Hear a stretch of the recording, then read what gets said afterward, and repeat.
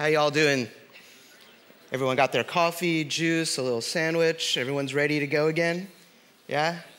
Good. So we're going to talk about story. We're going to talk about how interaction design is actually storytelling when it's done appropriately, and how if your business, if your market doesn't have a story, then you're probably not serving it properly. And how important storytelling is for how you want to serve it. I think that Chris did a great job of using story as a framework, and we're going to go a little deeper with that. Before we get started, I want to talk a little bit about what is the core job of a designer. And I don't think we talk about it enough. I think we talk about like what's the difference between X and Y and interaction and information and UX and service and stuff like that. But to me, it's like, what's our job as a designer? If I was any of those things or all of those things, what is it that I'm trying to do? And I come back to one simple thing. And we hear a lot about the word empathy. And we can talk about emotion and empathy and driving that. But what I want to do as a designer in my career is create among all the stakeholders that I work with a shared sense of meaning and purpose, aka value, around the solutions within any given problem space. I want to be the person who helps everyone involved to share the purpose of the thing that we're trying to do. And when I say everyone, I mean everyone involved. If I'm designing an airline, I want the baggage handler to have that same sense of meaning as the customer, right? I think Kim's example from Disney, the bus driver taking on that duty, is very apt example. Companies like Zappos take that to even a more extreme in selling shoes and clothing and accessories very well. And story, I haven't found anything better than storytelling in order to do that. If I think about all of the moments in my life that I share with my family or coworkers or friends or the ecosystem in my life of relationships, and I think about moments, they're stories. The only way that one human being can transfer any high percent of an experience to another human being is through story in one way or another. And there's many ways to tell stories, and it doesn't matter how. So we're going to start our journey today talking a little bit about how storytelling shapes culture. Kim talked about how the origin stories of a company tells you a lot about the culture of that company. So we're going to start with a little comparative religion, because if there's any aspect of culture that is really strong in many cultures, it is religion. And I'm going to talk a little bit about my own. And my own religion starts near, not starts, but pretty close to starts near these structures. It didn't start in the happiest of times. But this story of Exodus in the Bible is the singular story that actually creates the culture of the Jewish people historically. Before that, we were tribes separated. Yeah, we had a similar God of Abraham, but we were separated. And it was only through the story of a shared experience of being slaves in Egypt that we came together as a unified people. Now, that's an over-exaggeration because we still aren't unified, but the point being is that there is this sense of shared experience through it all. And part of the story starts with the creation of a problem. Now, this is a really big problem in this case, and it doesn't have to be slavery. Just getting a rental car would be nice, right? But we're working big, right? Allegory is a good thing. Allegory is a good part of the story. So we have a shared pain, and we create heroes, right? And heroes don't have to be people. Heroes can be things. Heroes can be magic. And I want us to think of ourselves as magicians, because that's what we are. If you think about what magic is technology that is not yet well understood.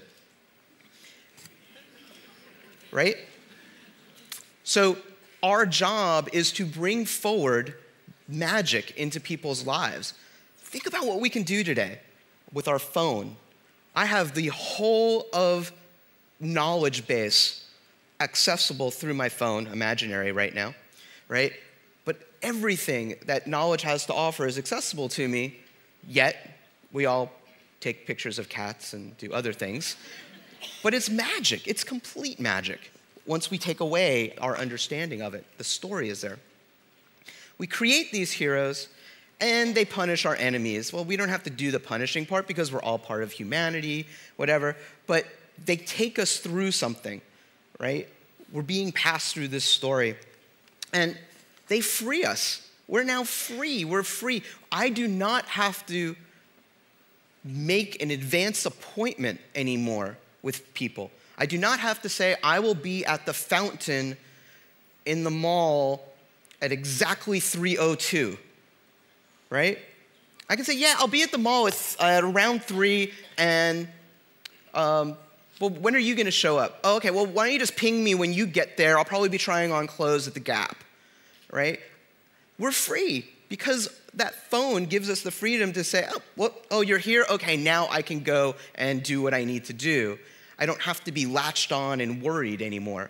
We've been freed through that design element. And again, it's magical. But the stories also show us the way forward. In this case, the 10 Commandments, right? 10 little lines of text, which basically have structured Western civilization for the better part of 3 millennia, right? It's a big little tall tale to offer a people, billions of people around the world. But it's not just the story. Because once I tell a story, it is out. It is gone. It is not mine anymore. It is not my story to own. It's now yours, right? And the telling of the story is actually as important as the story itself. How do I tell that story? What is the means to doing that? The story of Exodus in the Jewish tradition is told through a book called the Haggadah. And it's told every year through a holiday called Passover. It has a lot of structure around it, has rules. This page is part of a manuscript, a very illuminated manuscript of the Haggadah. And these 4 images are the examples of the 4 types of archetypical children that may participate in the telling of the story. And you have the wise old child, you have the mean child who's completely disengaged, you have the very young child who is too young to understand, and you have the child who's just apathetic, right? And you're told, how should you tell the story to each one of these children? You're given instructions for this process. And we create frameworks. So this picture is of 4 cups because during the Passover Seder, we have 4 cups of wine. And it's not just to have fun, right? Though it helps you get through because it's kind of boring, if I must say so myself.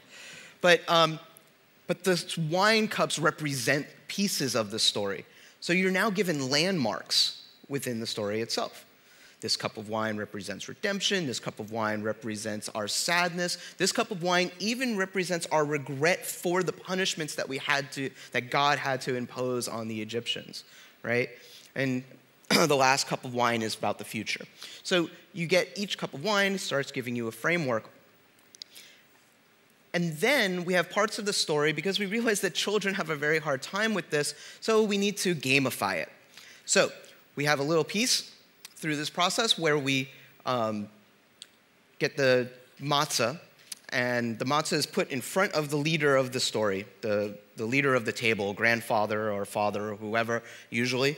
And that child is told, keep your eye on grandpa, because he's going to break a piece of matzah in half, and he's going to figure out during some course of the Seder to hide it during the evening. And if you find it later on tonight, yes, you have to give away the matzah, but in return it is bought for money.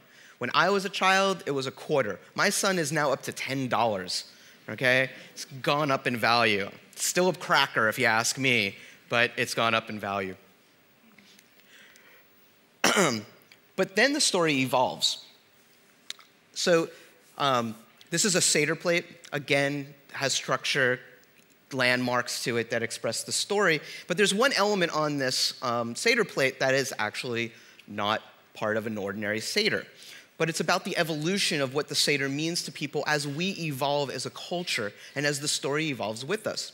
So the story goes that sometime during a Seder, because the story is about civil liberties, right, moving from out of bondage into freedom, someone said, well, what about freedom of people who are gay? Shouldn't they have rights in our community just like any other? And this was at a time and a period where that was sort of being challenged, and still is challenged in some parts of the Jewish community quite fervently. And this rabbi who was leading the Seder was one such person who did not believe in such things, and he said, gay people belong in the community like an orange belongs on a Seder plate. Because it just had no place, right? Fish out of water. So everyone heard that story, and people who supported gay rights started saying, you know what, let's put an orange on our Seder plate to remember that moment and start adding that to part of the story, right? So if you ever see a Seder plate, if you're ever invited to a Seder, ask them where their orange is. And why don't they have one? So what do stories do for us? We've heard a little bit about some of those things, and I'm going to reiterate them. The first one is they bring up shared experiences. Like I was saying before, I can't think of anything that allows us to share the emotional richness and sensory richness of our lives, of experience, like stories do, right? It gives us frames to think about, right? The 4 cups, the Seder plate, the matzah, 4 children, all of those things are frames by which we can tell the story over and over again. If you think about your favorite movies, they all sort of follow one of many different archetypical paths through storytelling, and those are frameworks. Some of those frameworks are quite literal, right? If we think of comic books. So this is an example of a frame, and if I was to use it correctly, I would probably be thinking about this big frame as being the focus of my story at this moment. And then these frames down here are dabbling into the detail of that moment that just follows it or even during it, right? So the frame, and the very pictorial frame in this example, is literally being put to use. Memory. Before there was ever written language, we had stories, and the framework of the stories helped in memory. They're visual landmarks that we hear, right? Visual landmarks that we hear in our minds that is a cognitive process that will allow us to have memory of what the story's intent is. So I used to, when I was an anthropologist back in a long, long time ago, before I became a designer, I was really interested in the evolutional oral history of Ethiopian Jews as they contacted Israeli Jews as part of their history. And their stories didn't change a lot. They changed. There were all these additions like oranges and stuff like that that they started to add to incorporate themselves more into Israeli culture. But the heart of their stories didn't change. And their stories existed for hundreds of years as an oral tradition, a very strong oral tradition. This picture I really like because we have new ways of capturing memory. This is the announcement of our most current Pope, right? It's the Pope tweeted around the world, right? Or Instagrammed around the world. That moment will be captured in new ways. And people have created and crafted stories of the memory of Pope Francis being brought in to be, how do you get poped? Got poped. This is the Jew talking about Catholicism right now, right?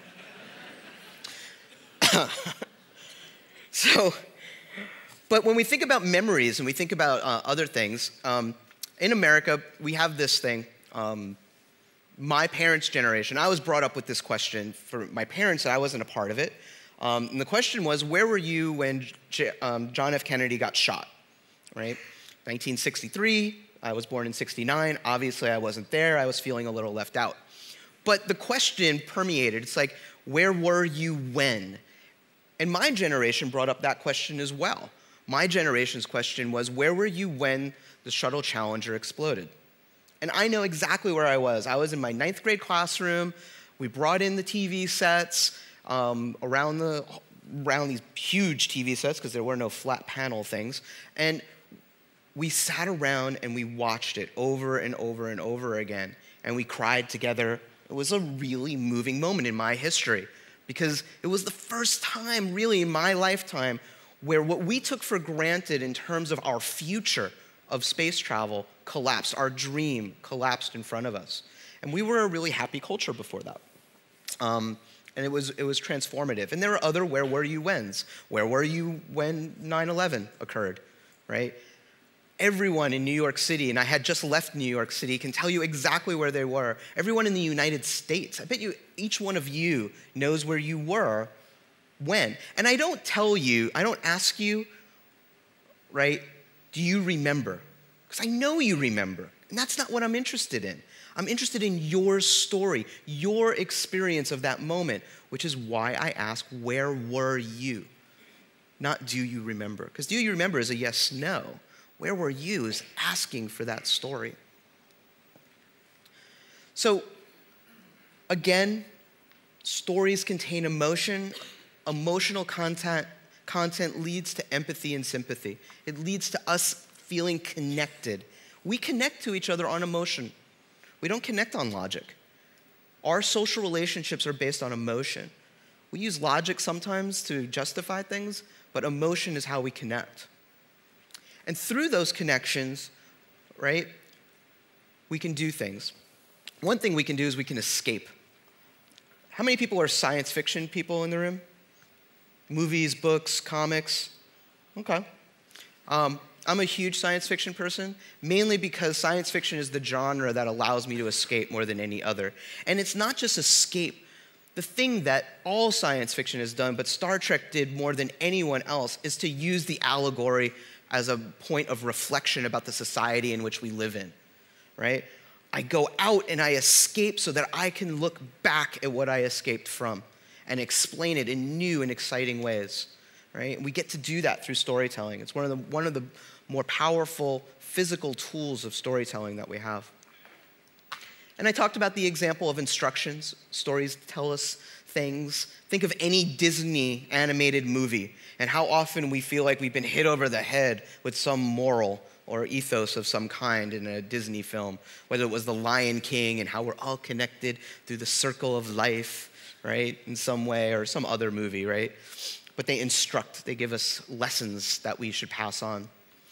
And they engage us, right? That emotion connection that I talked about is what drives us in and helps us engage to people and places and things, right? It brings us closer to that. So, but what is a story? What makes a story work? And this old dead dude had a lot to say about it. He had 3 words, and those 3 words were, well, stories are defined by a beginning, an end. We know that, right? Because stories take place over time. But they also have a middle, too, right? This is Aristotle we're talking about, one of the greatest philosophers of Greek history. And this is really his lesson about stories, is as beginning, a middle, and an end. No, but he said a lot more than that, and it took it took time for people to really understand what he said. And sometime in the 1800s, this guy named Gustav Freytag, probably not saying his name the way he would like me to, but he's dead too. Even his country is dead. Prussia doesn't even exist anymore, right? So he brought on a new model, and this is a more contemporary model than his own, but he brought on this model. And the important thing about this model is you have the beginning and middle and end, but he kind of says, well, you kind of start explaining things and introducing characters and settings, and then there's a rise in action. It leads to a climax, and then fall action to a resolution. Like, how many times have you been disappointed in the final series of a TV show because they didn't resolve anything? Isn't that like the crime against nature? Like, that should be like punished by the death penalty. Like, the end of Lost, talk about lack of resolution, right? I mean, I like J.J. Abrams a lot. I love all of his new interpretations of Star Trek, so peace. But he really blew it on Lost, right? So, because he didn't end resolution. Or there is no story without a climax. There is no story without a reason for a climax, which is the rising action. And there is no story without that exposition where we get to connect to the people through the moment, so I care about them, right? And I connect to them through their emotion and their flaws. What is a superhero without a flaw, right? Without that thing? What is Batman without his fear and his revenge, right? What is Green Lantern without dealing with fear? All of these superheroes have a birth that we can connect to, because otherwise they would be inhuman completely and we wouldn't connect to them, right? And if we look at the elements of a story, what we'll see is things that seem really familiar to us as designers. What are people? But personas. We create personas from the research of people, right? It's our way of doing that. Locations are part of our contexts. Props are really the interfaces that we do, artifacts. Activities lead to tasks. And then finally, the dialogue is the flow and sequence between the props through the activities and the people, right? The building blocks of a story are the building blocks of what we do as designers, as user experience designers. But then the question is, how do I create a story? I'm not a storyteller. How do I do that? My job isn't creating stories. My job is creating interfaces or experiences or do research or measure stuff, right? How do I create a story? Experience. This is why I travel to speak. More than any other reason why I am up here on stage is so I have a reason to come to Stockholm. Because my experience here, my experience in Oslo before this, my experience in China before that I had in the last month, I'm lucky that I get to do this. And you don't need to have experiences on that scale, but get out and experience the world. Because unless you don't have experience, right, you don't have things to draw upon besides yourself. And, you can get a lot out of your own story, but you really only have one biography in you, right? So another way of getting experience is doing the research, which we know how to do already. Research is just a form of experience, and all forms of research are experience. Hard work.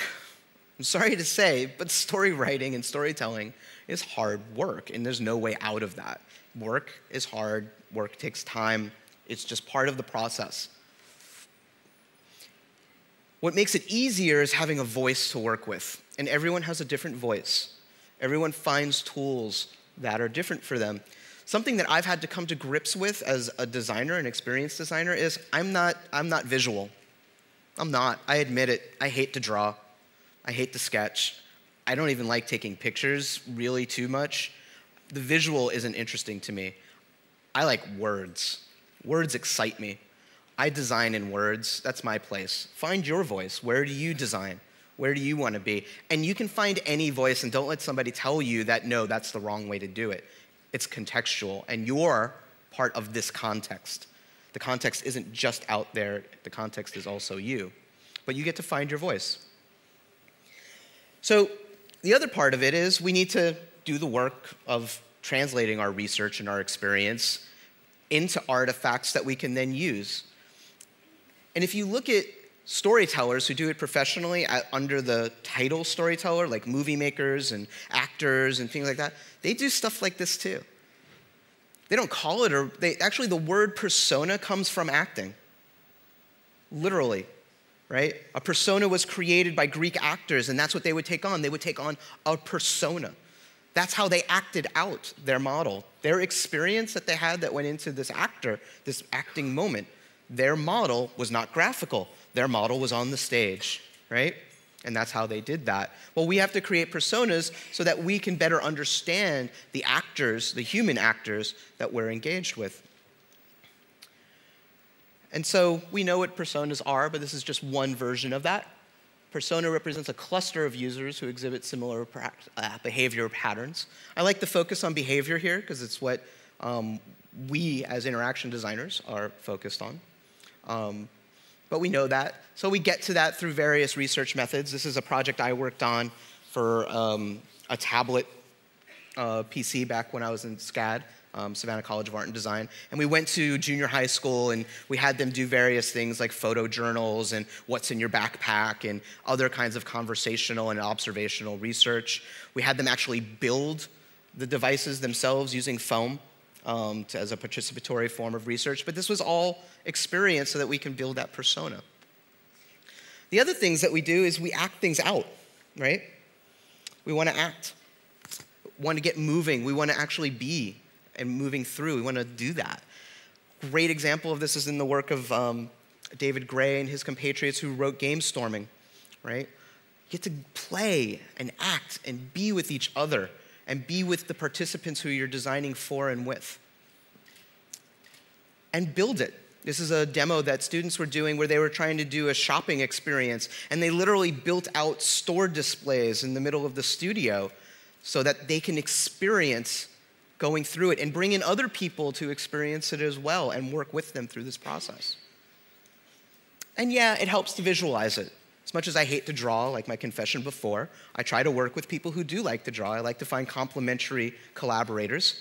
And this is another great reference to help you figure out how to make what you do see, right? You gotta see the design at some point. You gotta see the intention. And there are tools of the trade, tools of the craft that we can borrow from other people who are professional storytellers, literal storytellers. This is a script. And it doesn't just tell you a dialogue. If anyone's never seen a screenplay before, it actually has a lot of content in here that have nothing to do with it. Has to do with emotion, has to do with the setting, has to do with the activity, right? The emotion, the dialogue here is the indented stuff. Oh shit, oh shit, oh shit. That's the dialogue. What came before it? Within 6 seconds, the cop car transforms, rising in 16 feet tall robot. This has just become the scariest moment of Sam's life. He runs like hell. Behind him, we see Brawl giving chase. Now we understand why Sam says, oh shit, oh shit, oh shit, right? Because the writer put in all of that. Otherwise, Sam, or the actor, wouldn't know what was scaring him, wouldn't understand the context. We have to have all of this in there when we tell the story. And there are tools to help us write. Adobe has a great writing tool called Adobe Story, and it helps you break down characters and plots and scenes and all of this stuff, and dialogue versus exposition. And there's even tools for writing comics that help us as well. So that's sort of the why and part of the how. And I want to sort of now go into two examples, quick examples, of different levels of fidelity of storytelling. The first one comes from Cooper. They had, I don't know if it's still existing anymore, I haven't seen it for a while. They had a series called The Drawing Board where they would take low fidelity ideas and express them. And one of the reasons I like them as examples is they express everything that I said in like a minute and a half, where they talk about a persona, they give it a context, a problem, and they tell the story. So let's just look at that one first, and then I have another example of higher fidelity after that.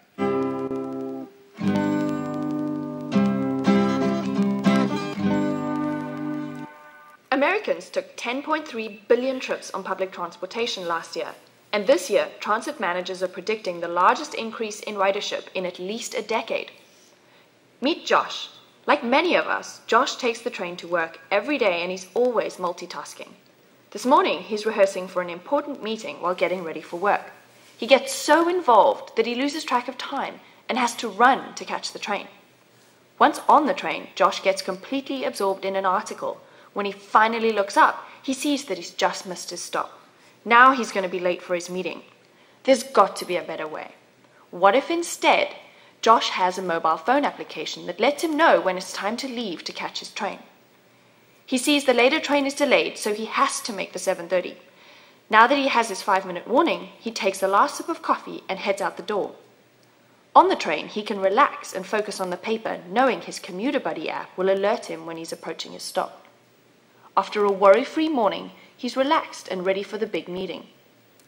At the end of the day, Josh's Commuter Buddy chimes in again. Today the train is seriously delayed, so it offers Josh alternate routes to get home, and like a good buddy, it also suggests a nearby happy hour to wait out the delay. Thanks to his Commuter Buddy, Josh is sipping a cold one instead of waiting in the cold for his train.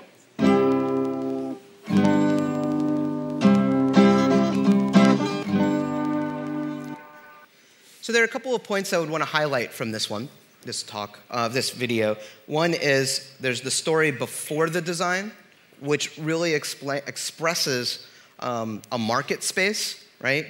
Commuters are rising, right? But also expresses a problem space where Josh has attention-focused problems, right? But that's really common in people, and so there's a problem that needs to be solved. And it also expresses, well, here's this person, what does he have to be doing? He's really busy. He has to get to work on time. He's very time constrained. And that relationship with his commute is at specific times during the day, but it impacts his entire day. So me being able to design how well I get him to work actually impacts Josh at work, right? And then when I get to the story part of it, I now know the problem, but then I see how it all gets resolved. The other part about this story that a lot of people sort of take to task is hyperbole, that the emotions are really amplified and exaggerated.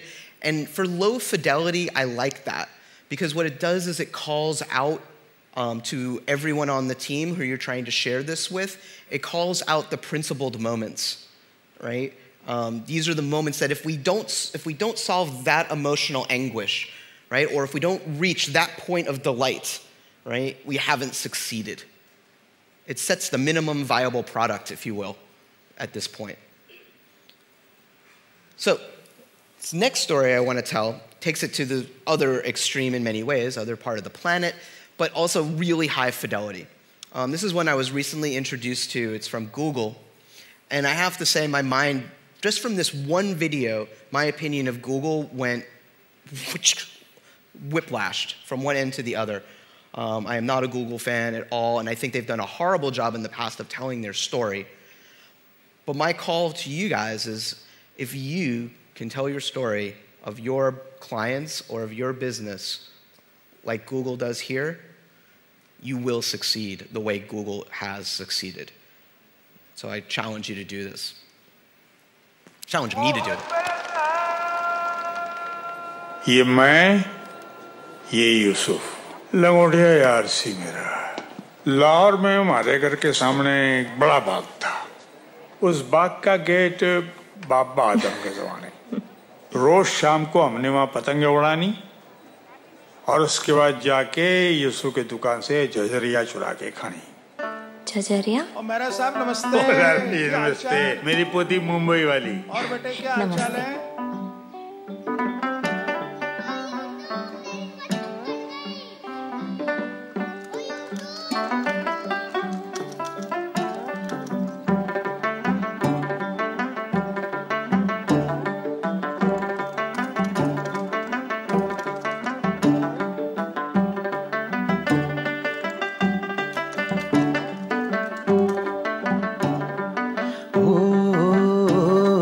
बचपने की तंग गली फिर से कूदे फांदे, छोटी छोटी मीठी चोरी गांठ लेके बांधे। हेलो अस्सलाम वालेकुम। फाजिल स्वीट्स? हाँ जी।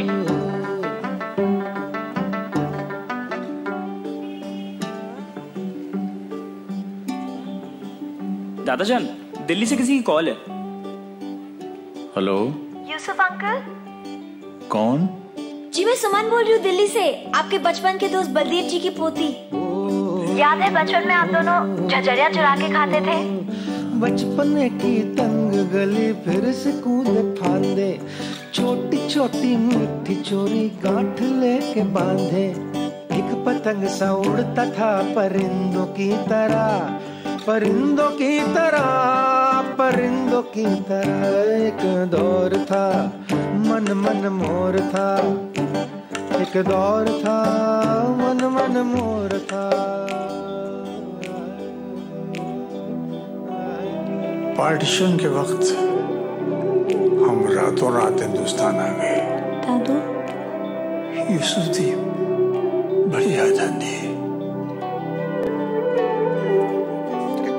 कागजों की कश्तियों में डूबा रहता था, झांकती खिड़कियों में उलझा रहता था।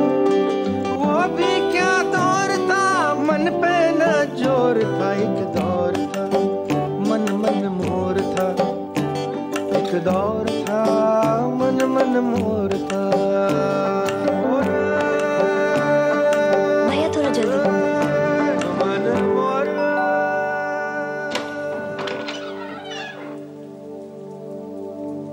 हाँ जी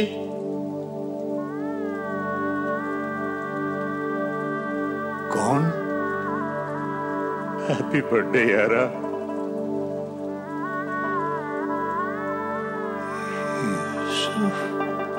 यूसुफ वो यूसुफ मेरे बल्लू यूसुफ यार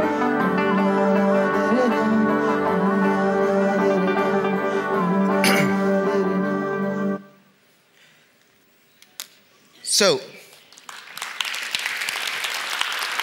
that's my challenge to you all.